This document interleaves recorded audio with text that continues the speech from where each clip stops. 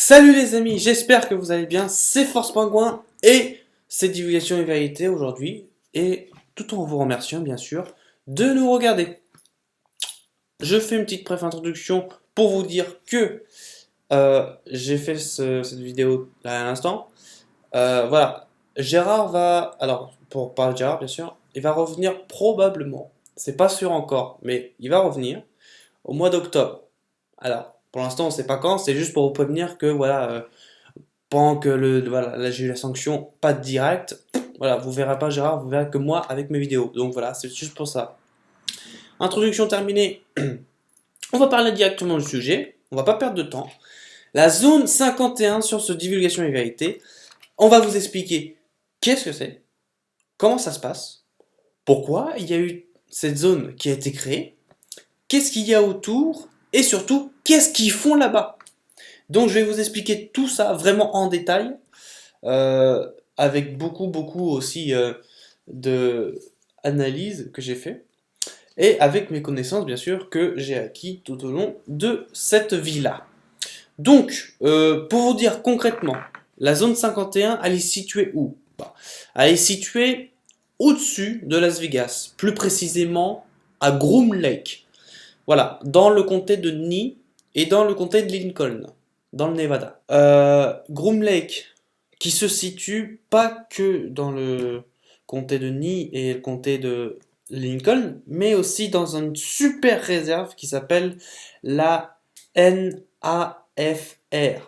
Autrement dit, la Neis Air Force Range. Donc en gros, c'est un énorme terrain qui est aujourd'hui un parc fédéral, qu'ils ont tout ça acheté. Ils ont mis dedans aussi donc la zone 6, la zone 4, la zone 27 et le test de missiles pour le nucléaire, les bombes atomiques et tout. Ce qu'on appelle la NTS, Nais Test Site. Donc voilà, c'est en fait, ça a été acheté par des gens de la CIA.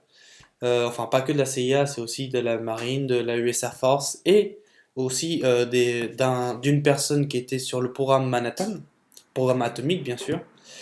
Ils ont acheté ce terrain aisément, donc vous imaginez les hectares et les millions de dollars.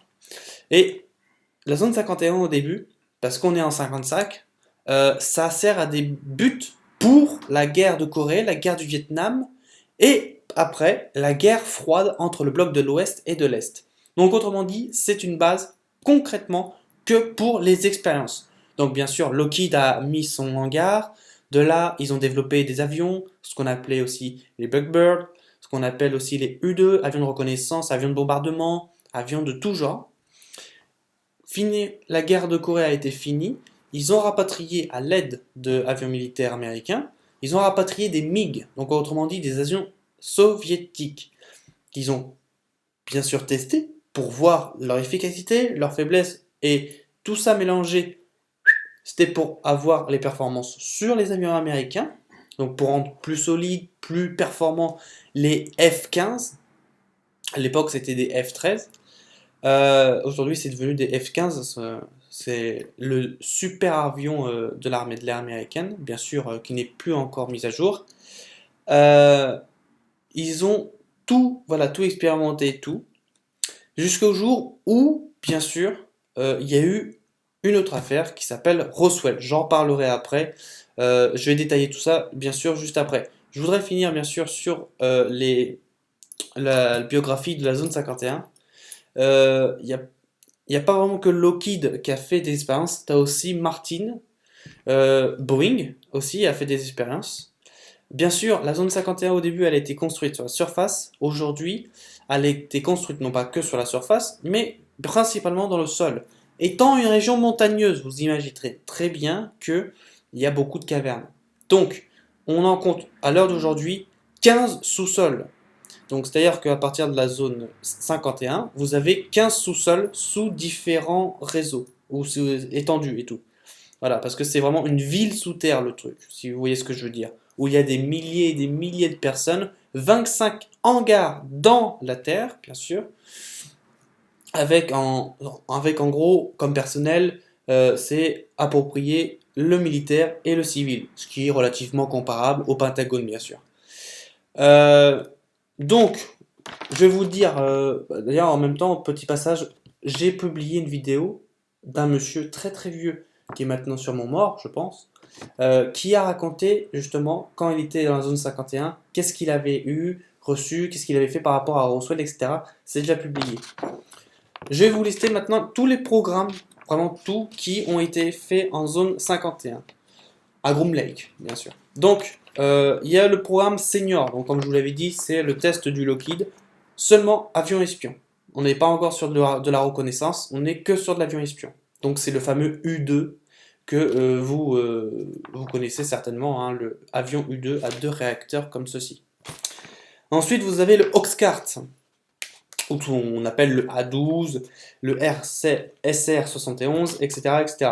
C'est quoi? C'est en fait tout simplement l'avion de reconnaissance. Donc là, on ne parle plus d'avion espion, mais d'avion de reconnaissance. C'est ce qu'on appelle aujourd'hui le Blackbird.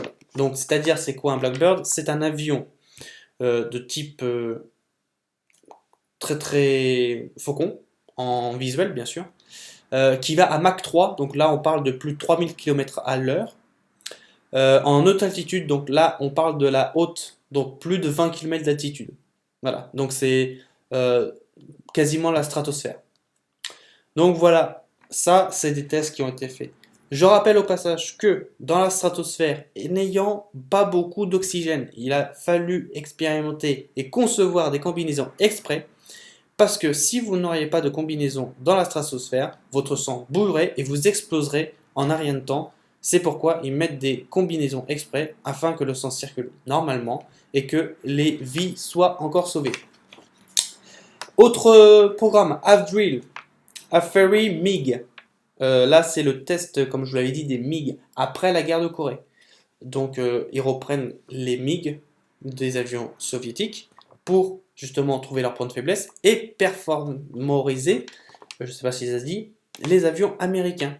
Comme ça, après, ils enchaînent, ils enchaînent, ils enchaînent. On construit un super avion, c'est le big top, etc., etc. Et bien sûr, il ne faut pas oublier que tout ça est redistribué à Israël. Hein. Il ne faut pas l'oublier tout ça. Israël, bien sûr, une colonie Rothschild. Avblue, Senior Trend et F-117. Donc c'est quoi? Là, c'est toujours des avions de reconnaissance, mais qui sont vraiment encore plus hauts au niveau de l'altitude. Je ne sais pas si vous connaissez, pour ceux qui connaissent, les avions Nighthawk. Donc c'est quoi l'avion Nighthawk? C'est l'avion espion qui n'est pas reconnaissable au radar. Donc c'est vraiment, si vous le voyez pas, et bah du coup vous pouvez pas le percevoir. Au radar, il n'apparaît pas. C'est voilà, c'est invisible tout court. C'est cet avion-là qui a été bien sûr expérimenté avec l'aide des MiG, suite à la suite des MiG en zone 51. Il a été testé aussi dans le NAFR. Il a fait un grand tour dans tout ça pour ensuite bombarder près des cibles, etc. pour voir si c'était hyper performant. Donc si vous êtes du côté de Las Vegas, vous voyez certainement beaucoup d'avions en phase de test. En ce moment, vous avez le projet Aurora. Alors qu'est-ce que c'est Aurora? Bah, c'est tout simplement la modernisation par Lockheed, toujours Lockheed, de Nighthawk. Donc qu'est-ce que Nighthawk? Comme je vous l'ai dit, c'est un avion qui ressemble à un faucon, invisible au radar. Bah, là, Aurora, c'est encore plus. C'est Mach 4 à 20 km d'altitude. C'est des avions qui sont vraiment infaillibles. Ils sont pas visibles au radar, ils sont blindés. Donc là, on parle d'avion, quand tu tiens un missile, il pète pas, ou alors il est très peu endommagé. On parle aussi d'un avion qui, bien sûr c'est en cours, hein, mais qui a la permission de se camoufler à tout moment. C'est-à-dire que pour une zone, pour un avion commercial, s'il se promène à proximité, et ben, l'avion Aurora aura permission bien sûr de se camoufler afin d'être invisible à l'œil nu. Donc c'est quand même très avancé technologiquement. Voilà, donc c'est en phase de test en ce moment, hein, donc je peux pas vous dire quand ça a été terminé, c'est en phase de test, le projet Aurora. Bien sûr, il y a aussi d'autres projets annexes qui ont été testés, notamment Bluebeam, hein, que vous connaissez. Il a été entre autres fait à Groom Lake, zone 51, mais pas que, dans aussi d'autres États des États-Unis. On revient à Roswell, justement, je vous l'avais dit, Roswell, qui était dans les années 60, C'est quoi Roswell pour vite récapituler tout ça? C'est une soucoupe volante qui s'est perdue et qui s'est scratchée dans le Nouveau-Mexique qui s'appelait justement la ville de Roswell. Un gris qui a malencontreusement perdu les commandes. Donc là, on parle de accident électromagnétique. On ne parle pas d'accident au niveau parce qu'il a bu un coup ou parce qu'il était endormi sur le volant, etc. Non, c'est accident électromagnétique. Il s'est craché, boum, il y a eu tout qui a explosé. Ils ont tout récupéré. C'est pour ça que la veille, ils ont eu tout dans les journaux. Le lendemain, plus rien, secret défense, etc. On clôt l'affaire, machin. C'est pour ça. Ils l'ont tout récupéré dans la zone 51. Ils ont même récupéré les corps. Ils ont fait des tests parce que ils ont trouvé des technologies. On parle d'antigravité. On parle de camouflage. Le projet Aurora aujourd'hui. On parle bien sûr d'armes de plasma, d'armes laser et aussi plein d'autres euh, qui ont été testés avec Roswell. On parle aussi de la forme de soucoupe volante ou vaisseau, ça dépend. Pourquoi une forme triangulaire, non pas une forme ovale? Maintenant, ils font des triangles, ils font plus d'ovales. Donc, quand vous avez des ovales, c'est très très ancien. Par contre, vous voyez des triangles, c'est très nouveau, c'est très moderne. C'est le nouveau. Voilà, ils ont fait des triangles. Pourquoi? Parce que une, ça va plus vite au niveau du vent, et de deux, ça permet justement de faire des trous de verre, ce qu'on appelle des vortex. Avec l'antigravité, bien sûr, qui va se voir, hein, ça permet de juste emmener quelques centaines de passagers. Euh, En même temps que Roswell, je dis bien, il y a des réunions aujourd'hui qui se font dans la zone 51, quatrième sous-sol. C'est les gris principalement, parce qu'ils ont eu Roswell avec la soucoupe volante. C'est pour ça d'ailleurs qu'il y a eu un accord dans les années 90-2000. Il y a eu un accord sur le fait que euh, tous ceux qui ont été à la zone 51, donc qui sont encore ou qui étaient à la zone 51, qui ont eu des rapports avec des gris, sont des hauts fonctionnaires de diplomatie extraterrestre. Dans le sens où l'accord a été passé. Donc l'accord disait quoi? Il disait exterminer les humains. Enfin, c'est pas vraiment ça, mais disons qu'il voulait réduire les humains, il voulait faire des tests par rapport à la planète, il voulait faire d'autres trucs qui d'ailleurs aujourd'hui c'est fait, le fluor bien sûr entre autres, hein, ça va de soi. Faire machiniser la planète, donc là on parle du transhumanisme, etc., etc. Voilà, pour que justement en fait le but étant que les gris prennent du bétail, on parle de moutons, hein, on parle pas de humains, mais qui après, parce que ça a dérouté sur différents accords, etc., a dérouté sur de l'enlèvement en secret, avec la permission du gouvernement américain, de enlèvement, abduction humaine. Voilà. Tout ça étant aussi avec la responsabilité du gouvernement américain, qui, à cette époque-là, était encore le gouvernement mondial. Voilà, voilà pour tout ça. Vous avez donc énormément de gens qui ont voulu savoir pourquoi la zone 51, qu'est-ce qui regorge dedans, etc., etc. Et de nombreuses personnes sont venues, principalement un hacker, Gary McKinnon, un Anglais, qui a piraté toute la NASA, toute la zone 51, et d'autres institutions très importantes, qui a bien sûr relevé toutes les preuves disponibles sur le net. Vous tapez Gary McKinnon, McKinnon, et hop, vous avez tout sur lui, vous avez les plans, Wikileaks aussi a les plans de Gary McKinnon, etc., etc. Très très important comme gars. Il y a eu aussi l'histoire comme ça, c'est un truc marrant, mais c'est sérieux. Il y avait eu l'histoire d'un avion, un pilote américain, en mode civil. Donc il était avec son petit avion, son Cessna là, il faisait une sortie et il s'est dit voilà, je vais aller en zone 51, mais je veux que ce soit public. Donc il avait contacté préalablement une radio. Il était dans son avion, il était à la radio. Donc là on parle de la FM. Je ne sais plus c'est quoi comme type de radio, enfin c'est un truc local.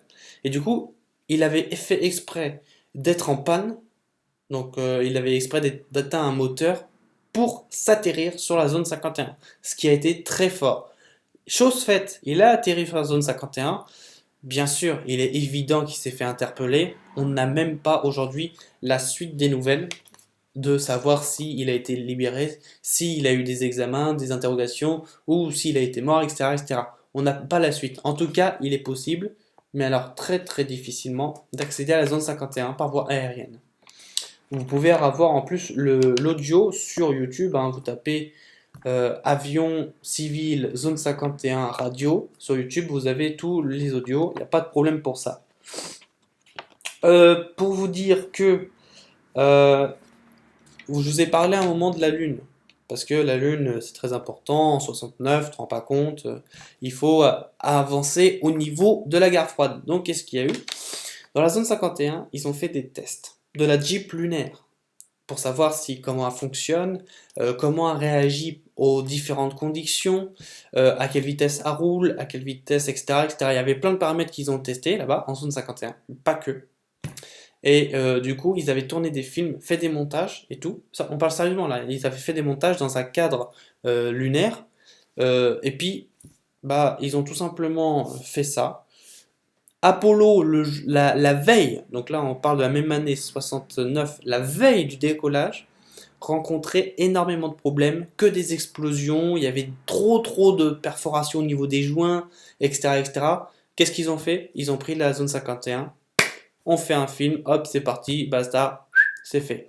Donc tout s'est passé en zone 51. Il y a des preuves qui ont été émises, bien sûr. Vous allez sur internet, il n'y a pas de problème pour ça. Donc voilà, zone 51, une zone d'expérimentation traitée, très secret, même si c'est pas évidemment secret. Beaucoup d'espions ont bien sûr mis la main sur différents satellites pour avoir des vues sur la zone 51. Si vous allez sur Google Maps, vous avez la zone 51 à Groom Lake. Bien au sud, juste au nord de Indian Springs, vous avez la zone 6. À l'ouest, vous avez la zone 4. Et au nord-est, vous avez la zone 26.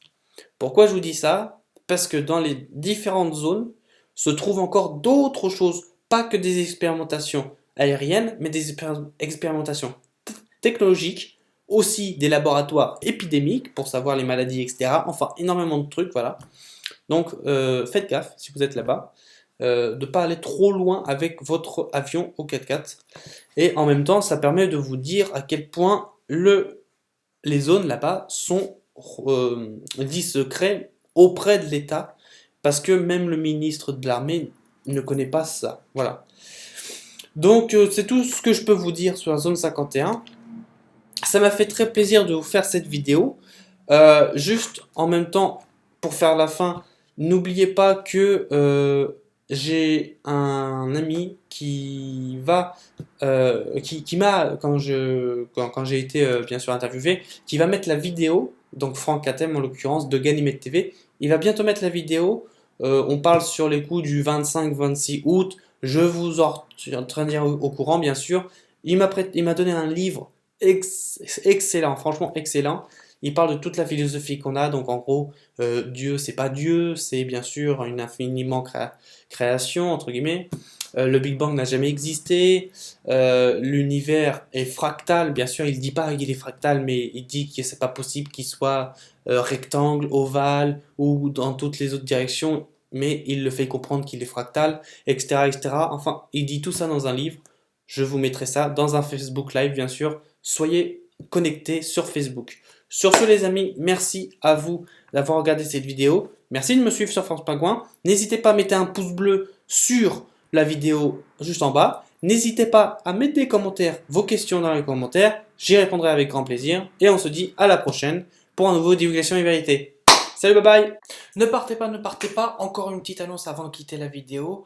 Il y a 26 et 27 août un atelier sur l'initiation au Kalpataru. C'est quoi? C'est Graine d'Éveil qui l'organise. Donc, c'est une initiation faite sur Paris, donc c'est une conférence sur Paris. Les billets d'entrée coûtent, je vous le dis tout de suite, environ 95 euros. Mais par contre, à la fin, vous ressortez, vous avez des capacités telles que lire sans voir, avec le troisième œil, et avoir la puissance du troisième œil, se concentrer, avoir tout plein de capacités dans ces choses-là, avec les énergies bien sûr. Ça dure une journée, 2 jours, ça dure 2 jours cette initiation. à Paris, 26 et 27 août à Paris pour s'initier au Kalpataru. Voilà, si vous voulez plus d'informations, je vous mets le lien dans la description. N'hésitez pas à cliquer sur ce. Merci à vous, bonne journée.